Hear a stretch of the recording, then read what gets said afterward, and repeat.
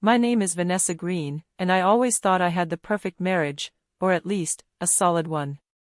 My husband, Thomas, was a respected attorney. Confident, charming, and dependable.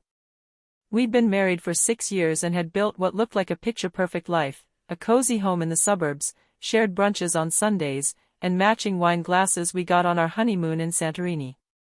But all that changed the day I walked into his office unannounced. It was a Friday afternoon, and I had just left work early. I thought it would be fun to surprise Thomas, maybe grab dinner downtown. I remember I even picked up a bottle of his favorite red wine. When I arrived at his firm, the receptionist looked startled to see me, an odd reaction, in hindsight. "Oh. Mrs. Green, I didn't know you were coming. I thought I'd surprise Thomas. Is he in?" I believe so," she hesitated, eyes darting toward the hallway. I thanked her and made my way down the corridor, my heels clicking against the polished floor. His door was cracked open, and I heard laughter, a woman's laughter, light and intimate, followed by Thomas's voice, lower, murmuring something I couldn't quite make out. I pushed the door open. He was leaning close to her, Jessica, his secretary. She was perched on the edge of his desk, their heads too close for comfort. When they turned to look at me, their faces said it all. Hers flushed red, his went white. "Vanessa," he stammered, stepping back as if he could undo what I'd just seen. "This isn't." But I didn't hear the rest. I left the wine bottle on the floor by the door and walked out. I didn't cry. Not immediately. I remember driving home, my knuckles white around the steering wheel, the world outside blurry through the windshield. It wasn't just the betrayal, it was the humiliation. The lies. The way he'd kissed me goodbye that morning like everything was normal. That weekend, he didn't come home. When I finally got him on the phone Sunday night, he sounded distant. Cold. "Let's not do this over the phone," he said. "Do what, Thomas?" "I think we should separate. I need time to figure things out." I was silent. He didn't say anything about Jessica. He didn't need to. I hung up. The following weeks were a blur. I moved into a friend's spare room. At work, I pretended to be okay. I even smiled when people asked about Thomas. But at night, I scrolled through old photos, desperate to understand where it all went wrong. And then came the real shock: divorce papers. Fast-tracked. With a financial agreement that left me barely enough to get by. I'd supported Thomas through law school. I'd helped him build his practice, even lent him money from my savings when things were tight in the early years. And now he was cutting me out like I was a mistake he wanted to erase. That was the moment something shifted in me. I wasn't going to let him walk away unscathed. I started small, retracing our shared financial records. I had access to some of the firm's documents, at least the ones stored on our home computer. At first, it was about understanding what I might be entitled to. But then I found something odd: payments made to a personal account under Jessica's name. Large payments. Regular ones. That's when the pieces began to fall into place. He hadn't just been cheating, he'd been funneling money, possibly even from the firm. So I did what any heartbroken woman with a sharp mind and a grudge would do. I began to investigate. I didn't know the first thing about private investigations. But I knew how to read. I knew how to dig. I knew how to pretend everything was fine while collecting every sliver of evidence I could get my hands on. The first clue was that string of deposits to Jessica's account. The numbers were too round, too regular, like a paycheck but off the books. I cross-referenced them against the firm's ledger entries Thomas kept at home on a shared drive. That was my first real win. One entry simply said, "Consulting," the same amount, the same date, each month. The same amount that showed up in Jessica's bank account. I printed everything. Highlighted. Annotated. I kept it all in a binder I labeled Plan B, and hid in the back of my closet behind winter coats I never wore in this climate. But what disturbed me more than the money was how quickly Thomas had tried to erase me. He'd changed the passwords to our joint accounts. My name was suddenly missing from documents where it had been for years. He moved fast, too fast, as if he had prepared for this the moment he met her. And Jessica? I started watching her. I felt unhinged doing it, but I couldn't stop myself. I went by the office once just to sit in the parking lot. She left at 5:03 p.m., sharp, every day. Always in heels, always smiling at nothing. Sometimes Thomas would walk her to her car. They thought they'd won. They thought I would shrink and vanish into the background, too ashamed to fight. But they didn't know me. I hired a lawyer, a woman named Elise Hartman, fierce and methodical. When I brought her the binder, I expected her to laugh or dismiss it. She didn't. Instead, she flipped through it slowly, her expression growing tighter by the page.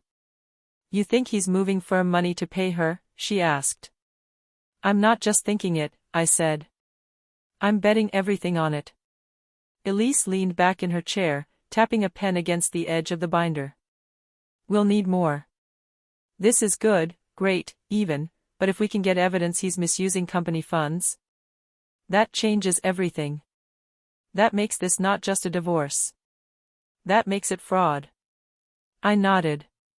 "Tell me what to do." Over the next few weeks, we combed through every record I had. Elise filed motions for financial discovery. I stayed quiet, let Thomas think I was folding. I even signed the temporary agreement he drafted, just to lull him into a false sense of security. But behind the scenes, I was documenting everything. Every text he sent.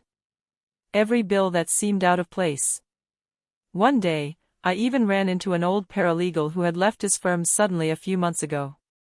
She agreed to meet me for coffee. Her name was Dana. Nervous, tapping her nails against the cup the whole time. But when I told her I believed Jessica had been receiving improper payments, she went quiet. "You're not wrong," she said finally. "I found a ledger entry once, $12,000, listed as client development. When I asked what it was for, Thomas told me not to worry about it. I quit the next week. Do you remember the date?" She nodded. I wrote it down. I thought if anything ever happened, I'd want to remember. I nearly cried. Not out of sadness, but out of relief. I wasn't crazy. I wasn't paranoid. I was right. By the time our court date rolled around, Elise had assembled a case that wasn't just about betrayal, it was about embezzlement. Fraud. Breach of fiduciary duty. And Thomas? He had no idea. That morning, I dressed in the suit I'd worn to his law school graduation. Something about it felt symbolic, like I was reclaiming everything he'd tried to strip from me. Jessica was there, of course. Sitting quietly behind him, pretending not to notice me. But I saw the way her hand gripped his arm a little too tightly. She was nervous. She should have been. The courtroom was quiet when we walked in, too quiet. That kind of hush that settles before a storm, when everyone's waiting to see who makes the first move. I slid into my seat beside Elise, who wore a calm, unreadable expression that somehow grounded me. Thomas sat at the opposite table, his suit crisp, his expression smug. Jessica wasn't far behind, seated in the second row like a devoted disciple. She avoided my gaze, but I caught her glancing toward the judge's bench, her jaw tight. The judge was a middle-aged woman with steel-gray hair and a reputation for not tolerating theatrics. Elise had chosen our venue carefully. The proceedings began like any other divorce hearing: property division, spousal support, the usual chess moves. Thomas's attorney painted him as the benevolent breadwinner, the man who had supported his wife, only to be met with unreasonable demands once the marriage ended. They made me sound like a leech. But Elise wasn't rattled. She stood and addressed the court with a calm clarity that made the room lean in.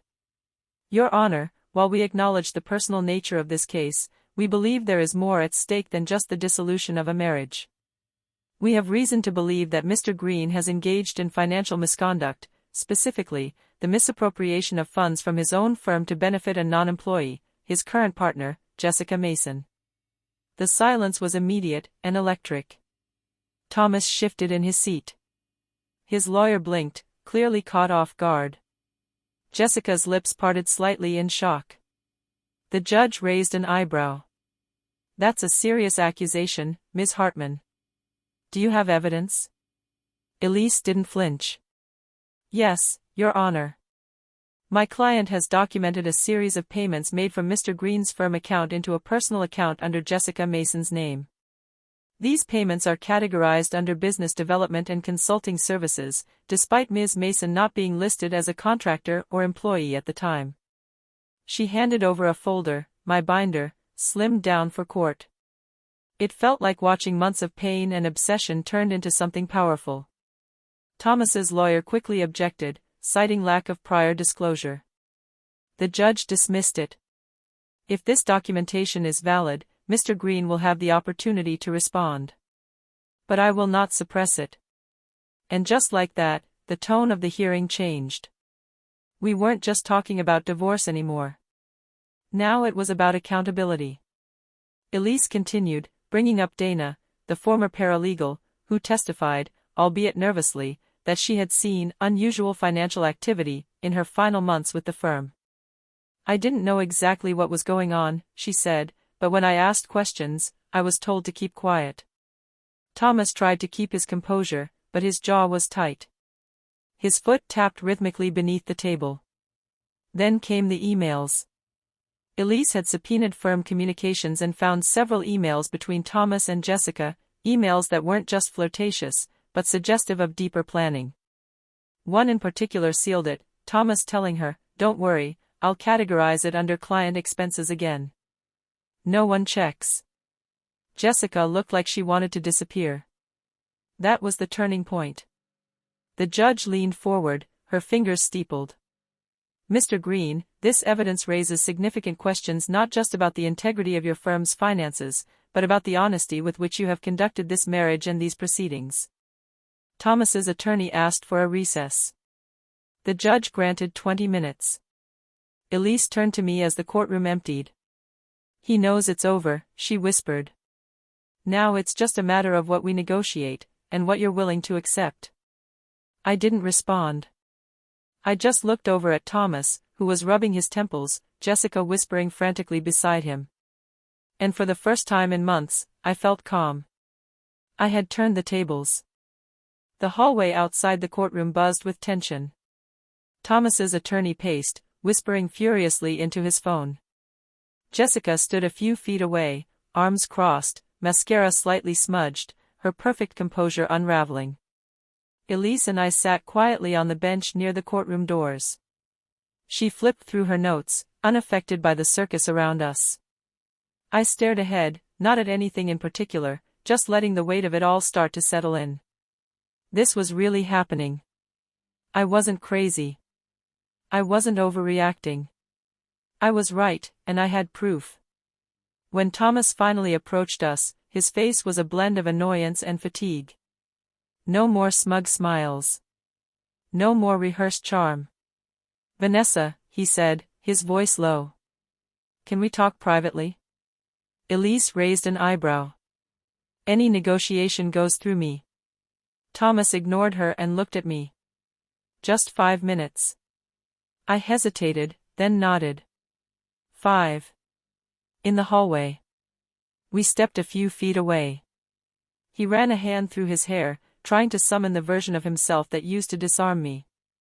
But I wasn't that woman anymore. "You don't have to do this," he said. "I already am." His jaw tensed. "Fine. But think about how this is going to look, for both of us. You really want this to go public? You think your precious reputation will survive dragging your husband into court for embezzlement?" I almost laughed. "You're worried about my reputation? I'm saying it's not too late. We can come to a deal. Quietly." "Now you want quiet?" I asked, folding my arms. "After you lied to me, drained our accounts, and tried to erase me from our life?" "I'll give you the house," he offered. "And the car. Full spousal support." Just drop the fraud accusations. My heart thudded, but not for the reasons he thought. This wasn't generosity. It was desperation. I tilted my head. If you're willing to give all that up to shut me up, what else are you hiding? His eyes flashed. Be careful, Vanessa. No, I said, stepping closer.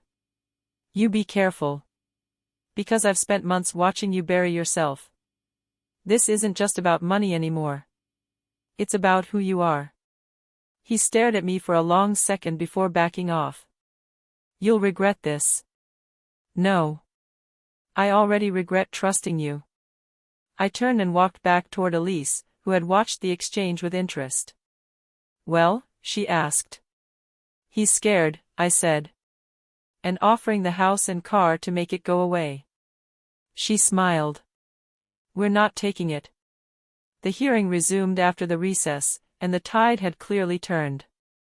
Thomas's lawyer, visibly more cooperative, asked for mediation before things escalated further. Elise agreed, but made it clear that financial transparency would be non-negotiable moving forward. By the end of the day, the court had granted an emergency motion to freeze all firm assets until an audit could be completed. The judge instructed Thomas to provide full disclosure within 10 days. Jessica didn't return to her seat after the break. When I walked out of the courthouse, I felt something I hadn't in a long time, peace. Not because it was over, it wasn't. But because I'd stopped letting fear guide me. I'd looked betrayal in the face and chosen to fight back. And I wasn't done yet. The next 10 days were brutal. Thomas missed the court's deadline. Elise filed a contempt motion, and the judge issued a stern warning: one more delay, and sanctions would follow. That's when things started to spiral. A former client of Thomas's firm contacted Elise anonymously. He had seen the news coverage of our case and wanted to speak. When Elise met him privately, he brought documents, statements, emails, and a copy of a falsified invoice Thomas had used to overcharge for services. It was small, subtle, but unmistakably unethical. That opened the door. Elise sent it to a forensic accountant we'd hired. Within a week, they found at least 4 more discrepancies in the firm's books. Patterns of inflated billing, redirected funds, and vague, consulting fees tied to non-existent projects. Jessica's name appeared more than once. Meanwhile, Thomas's reputation began to crumble. Whispers started among his colleagues. A few clients pulled their cases. I watched from a distance, the way you watch a storm approach from behind a window, safe, but still awed by the destruction. He called me once during that week. Just once. He didn't say hello. No apology. Just, how much more do you want? I didn't answer. Because by then, I didn't want his money. I wanted the truth. And I wanted it on record. The day before the next hearing, Elise received an urgent email from Thomas's attorney. They were offering a new settlement, this time, a full 50% of all shared assets, including stocks, savings, and the firm equity. The house. The car. Retroactive spousal support. And a public statement accepting fault for the breakdown of the marriage, with an agreement to step down from his managing partner role. It was everything I had once dreamed of. But it wasn't enough. Because Elise and I had already filed a complaint with the state bar. This wasn't just about a divorce anymore. It was about ethics, justice, and accountability. The hearing that followed wasn't long, just long enough for the judge to review the forensic accountant's findings, listen to our evidence, and accept Thomas's settlement offer into the record. The fraud charges didn't need to go to trial. But they did need to go to the bar. Jessica, by then, had disappeared. She didn't show up. Didn't offer a word. Thomas didn't look at me as the judge finalized the order. He signed the papers with a hollow expression, like someone who'd finally run out of games to play. When it was over, I stepped outside into the crisp air. Elise followed, her arms crossed, waiting for me to say something. Instead, I just stood there for a moment, breathing. Free. Not just from the marriage, but from the illusion that I needed to keep pretending things were okay. I had faced the worst version of someone I once loved, and I hadn't broken. I had become someone else entirely. After the courtroom battle ended, the dust didn't settle quietly. It rose and swirled through every corner of Thomas's life. Within 2 weeks of the ruling, I received word that he had been placed on indefinite leave from the firm. His partners were furious, not just about the financial irregularities, but about the embarrassment, the media attention, the public loss of trust. Elise told me one of the senior partners had called her directly to ask for a copy of the court documents. They wanted to clean house. And clean they did. Jessica's name was quietly scrubbed from the company website, and someone leaked that she'd never been officially on payroll. I heard she'd left the city. No job. No glowing recommendation from Thomas. Just whispers and side eyes wherever she went. As for Thomas, he tried to salvage what he could. He made a public donation to a local legal aid organization, probably to save face. But no amount of philanthropy could erase what had been entered into court records. Me? I didn't say much. I didn't have to. People started calling. Old acquaintances, distant relatives, even a few of his former clients. I saw what you did, they'd say, often in hushed tones. You were brave. I never knew what to say to that. Brave wasn't what I'd felt during those long nights alone, poring over spreadsheets and questioning my sanity. Brave was just the word people used when you survived something ugly and didn't fall apart in public. The money was never the victory. It helped, yes, it meant I could buy a home of my own, somewhere peaceful, where every detail belonged to me. I chose white walls and big windows and plants I swore I'd keep alive. But the real win? That came the day I found the letter. It arrived in a plain envelope, no return address. The handwriting was unmistakable. It was from Thomas. The letter was short. No excuses. No begging. Just this. You always were smarter than me. I thought I could bury what I did, but you dug. You saw me for who I am, and you didn't flinch. I don't expect forgiveness. I just wanted to say. I underestimated you. I'm sorry. I read it once and tucked it into a drawer. Not because I needed the apology. But because it was proof that he finally saw what I always knew. I wasn't the woman he could walk over. I was the one who stood up. A year later, my nameplate sits on the glass door of a small but growing firm I started with Elise. It reads, Vanessa Green, co-founder and investigator. We work with women, some going through messy divorces, others fighting to get what they're owed after being pushed out, lied to, or taken advantage of. I don't have a law degree, but I've become fluent in the language of leverage. Of knowing where to look when someone says, there's nothing there. Because there's always something there. Sometimes clients ask how I got into this line of work. I give them a knowing smile and say, personal reasons. Elise usually leaves the room when that conversation starts. She says it's more powerful coming from me. The house I bought is mine in every sense. Quiet. Open. Safe. I hung one framed document in the hallway, not the settlement papers, not the firm's LLC registration. Just a simple email printout from Thomas to Jessica, the one that read, I'll categorize it under client expenses again. No one checks. Every time I pass it, I'm reminded of two things: 1, how deeply people can underestimate you. And 2, how powerful the truth can be when you refuse to stay quiet. I don't hear from Thomas anymore. The letter was his last word. And Jessica? Last I heard, she moved to the Midwest. Tried to rebrand as a marketing consultant. But her name still pops up in whispers, usually followed by a sigh. I've stopped wondering how they're doing. Not because I don't care, but because I don't need to. They no longer define me. I do. I've learned that sometimes justice isn't about punishment. Sometimes it's about clarity. About standing tall in front of everything that tried to break you and saying, you don't get to win. And I did that. Not in a movie-worthy blaze of revenge, but in the quiet persistence of a woman who refused to be erased. That's my story. And it's only the beginning.